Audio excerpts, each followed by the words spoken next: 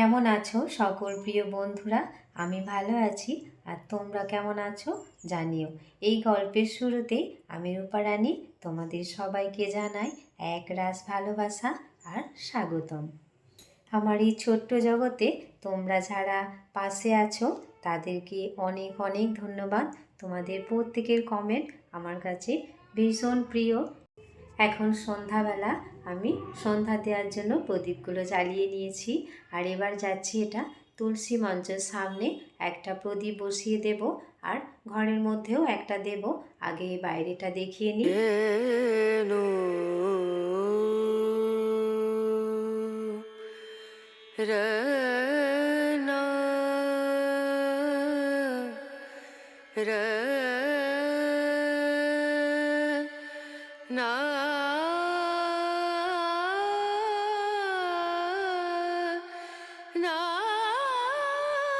আজকে এতটাও সকাল সকাল উঠতে পারিনি, কারণ আমি যখন গেটটা খুলতে যাই তখন ওই যে ঠাকুরের নাম করতে আসে না, তো ওনারা পেরিয়ে চলে গেলেন, আমার আর দেখা হলো না। যাই হোক, গেটটা খুলে রাখি। আমার এই ছোট্ট ভিডিওটা যারা দেখছো একটা লাইক করো, ছোট্ট একটা কমেন্ট করো, আর সাবস্ক্রাইব করে একটু পাশে থেকেও আমাকে সাহস জুগিও। আর শিপ্রা বলেছো আমার ভিডিওগুলো খুব ছোট হয়ে যাচ্ছে, একটু বড় হলে ভালো হয়। আমার খুব ভালো লাগলো বোন তোমার এই কথা শুনে। তোমাদের প্রত্যেকের মতামত আমার পথ চলার আলো, তাই আজকে একটু বেশি সময় নিয়ে ভিডিও বানিয়েছি।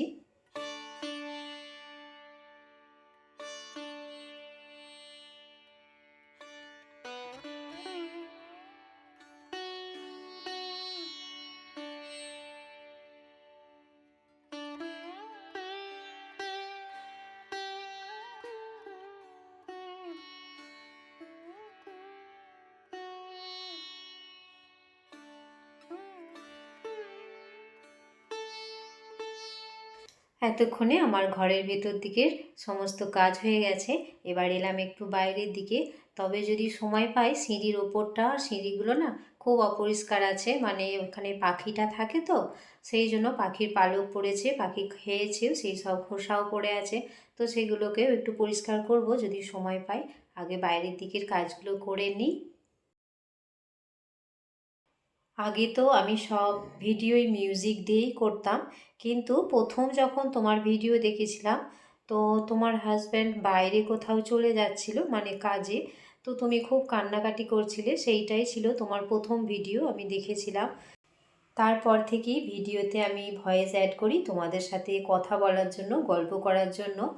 সন্ধ্যার দিকে আমি লাইভে এলে যদি আমার কোনো কাজ না থাকে, কোনো এডিটিং এরকম কিছু যদি না থাকে, ফোন যদি ফাঁকা থাকে, তাহলে আমি তোমার লাইভ অন করেই রাখবো।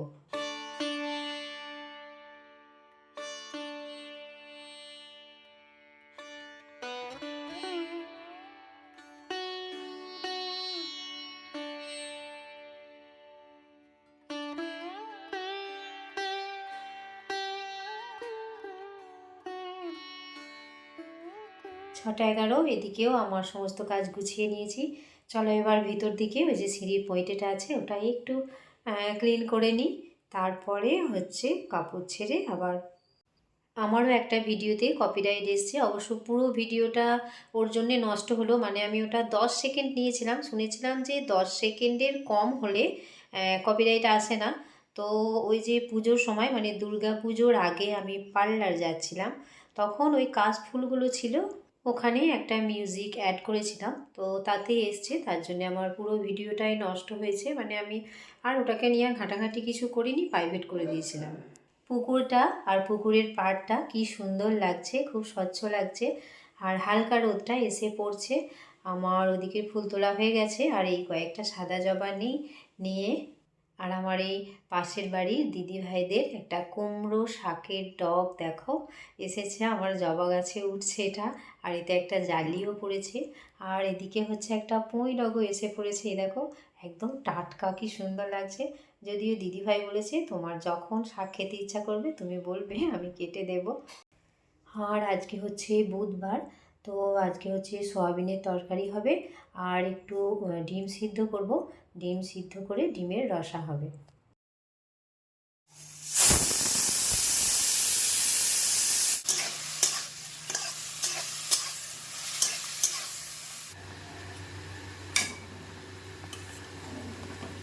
আর তোমরা যারা এতক্ষণ ধৈর্য ধরে ভিডিওটা দেখছো তাদেরকে অনেক অনেক ধন্যবাদ। আমার এদিকে রান্নাবান্না হয়ে গেছে, এই রান্নাঘরটা একটু পরিষ্কার করে নিচ্ছি। এখনও কিন্তু আমার স্নান হয়নি, এরপরে যাব স্নান করতে। তোমরা সঙ্গে থেকো। আর এই রান্নাঘরে সকাল থেকে সন্ধ্যা পর্যন্তই চলে, চা দিয়ে শুরু হয়, রান্না বান্না তেল মশলার দাগ প্রতিদিন পরিষ্কার করি, তবু কোথা থেকে যেন নোংরা এসে পড়ে। এই ছাতাটা তোমাদের একটিবার ছড়িয়ে দেখাবো, যার গায়ে কলকাতার সব প্রিয় জায়গাগুলো পেন্ট করা আছে। কালীঘাট, দক্ষিণেশ্বরের মন্দির, Eden garden, Howrah bridge, Victoria Memorial, সব কিছু আরও অনেক কিছু আছে। ছাতাটা খুললেই মনে হয় কলকাতা শহরটা আমার সাথেই হাঁটছে, বৃষ্টি নামলে কলকাতা মাথার ওপর। এই পরিষ্কারের কাজগুলো প্রতিদিন করলেই ভালো হয়। একটা দিন গ্যাপ যদি হয়ে গেছে তাহলে কোথায় থেকে যে এত ধুলোবালি চলে আসে। আর এই পাত্রটা রাখা হয়েছে জল খাওয়ার সুবিধার জন্য, খুব সুবিধাও হয় জানো তো, বারবার বোতলে কেউ জল খেতে চায় না, তো একটা গ্লাস রেখে দিয়েছি, যখন যার ইচ্ছা হয় ওখান থেকেই নিয়ে জল খায়।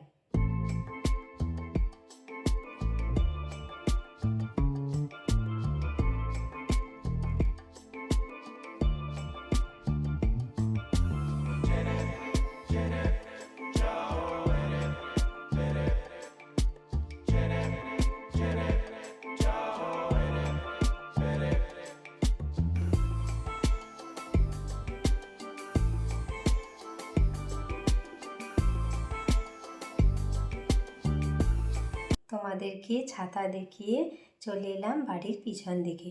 এদিকের গাছগুলোতে না অনেক দিন ধরেই জল দেওয়া হয়নি, আর এখন কীরকম রোদের জোরটা যাচ্ছে বলো, গাছগুলো একদম শুকিয়ে গেছে। এখনও ফল হচ্ছে জানো তো, তো এগুলোকে একটু কেটে আবার নতুন করে কিছু গাছ বসালে ভালো হয়। কিন্তু এই গাছগুলো না কিনে আনা নয় জানো, এই দোকান থেকে যে শুকনো লঙ্কাগুলো রান্নার জন্য নিয়ে আসি, সেই লঙ্কার বীজগুলোই ওর মধ্যে আমি ফেলে দিয়েছিলাম, আর ওই অত গাছ হয়েছিল, ওতে লঙ্কাও হয়েছিল অনেক।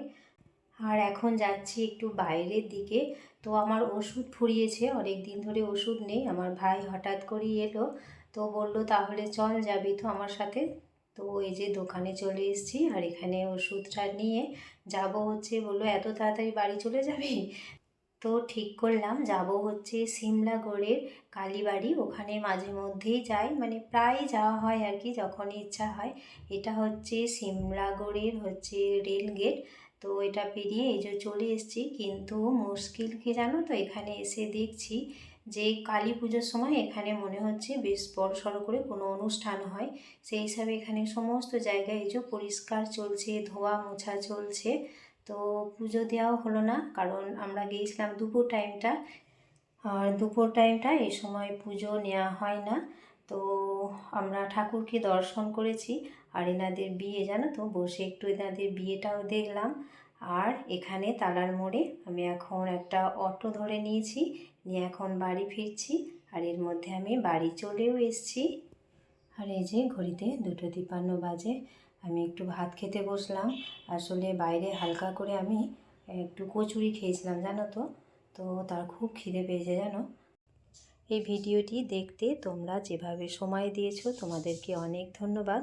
ভিডিওটা যদি একটু ভালো লাগে আমার পরিশ্রম সার্থক হবে।